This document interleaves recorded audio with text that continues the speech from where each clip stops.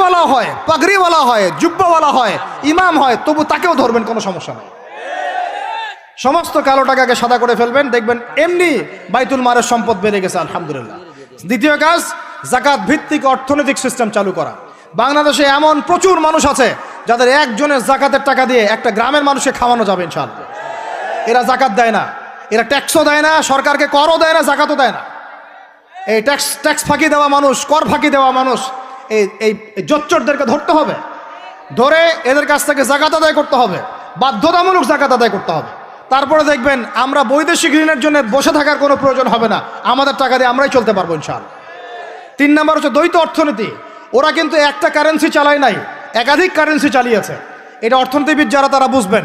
একটা কারেন্সির অনেক দুর্বলতাও আছে, এগুলো নিয়ে আমি খোলামেলা কথা এই মাহফিল স্টেজে বলতে পারবো না। বসতে চাইলে বসেন আমার সাথে, অর্থনীতি নিয়ে বসতে চাইলে আমার সাথে বসেন, আমরা আলোচনা করি, কথা বলেন, আমাদেরকে মূল্যায়ন করেন, কথা শোনেন।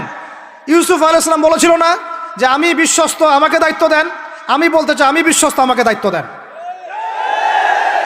আমাকে 5 বছর সময় দেন, পুরো দেশের শিক্ষা সিস্টেম চেঞ্জ করে দেবো ইনশাআল্লাহ।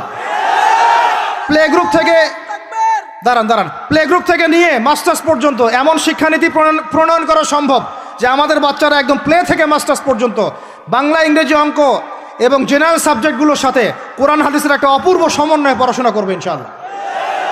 একা করে দিতে পারবো ইনশাআল্লাহ তাআলা। আমাকে এরকম 100 জন শিক্ষাবিদ দেন, 100 জন আলেম ওলামা দেন, একটা প্যানেল করে দেন, পুরো দেশের শিক্ষা চেঞ্জ করে দেওয়া যাবে ইনশাআল্লাহ। যাদেরকে রেখেছেন এদের মাথায় গোবর আছে, যাদেরকে রেখেছেন এদের মাথায় টাটকা গোবর আছে। বইপত্রগুলোর অবস্থা দেখেছেন? বইপত্রগুলো ঘাটাঘাটি করেছেন? সমকামিতা প্রমোট করছে আমাদের দেশের মধ্যে, ট্রান্সজেন্ডার প্রমোট করছে আমাদের দেশের মধ্যে। আমাদের বাচ্চা কাচ্চা, কচি কাঁচা বাচ্চাদেরকে শারীরিক শিক্ষার নামে যৌন শিক্ষা দিচ্ছে। এগুলো আমাদের মুসলমানদের শিক্ষা? এটা চলতে থাকলে দেখবেন অচিরেই কোনো মানুষ বাচ্চাদেরকে স্কুলে পাঠাবে না, এটা অরুচি ধরে যাবে। তখন কি হবে? কোটি কোটি স্কুল, কলেজ, বিশ্ববিদ্যালয়ে খা খা করে পড়ে থাকবে, কেউ পাঠাবে না ওখানে। তখন মাদ্রাসার দিকে মানুষ ঝুঁকবে আরো বেশি। আমি তো দাবি জানাই উপরের লেভেল থেকে এমন একটা শিক্ষা ব্যবস্থা প্রণয়ন করা হোক যাতে আমার মাদ্রাসা গড়ার প্রয়োজনই না হয়। ওই সিস্টেম রাষ্ট্রীয়ভাবেই পড়ানো হবে ইনশাআল্লাহ।